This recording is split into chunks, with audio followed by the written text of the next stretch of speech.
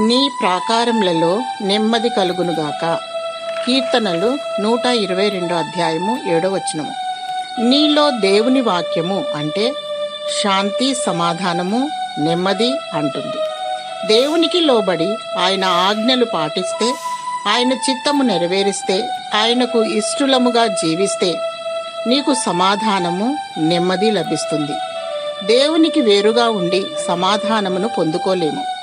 నిజముగా దేవుణ్ణి వెంబడించు వారికి కష్టాలు, సమస్యలు, ఇరుకులు, ఇబ్బందులు, ఆటంకములు, వ్యతిరేకములు ఎన్నెన్నో మరియు ఓటమి ఉంటుంది. అయితే సజీవ యాగముగా నిన్ను నీవు దేవునికి సమర్పించుకో. ధైర్యముగా ప్రభువైన యేసుక్రీస్తు నామాన్ని ఒప్పుకొని ఆయన బలిష్టమైన హస్తము క్రింద ఉంటే ఇరుకులో విశాలతనిస్తాడు. దేవుణ్ణి స్తుతిస్తే ధైర్యాన్నిస్తాడు.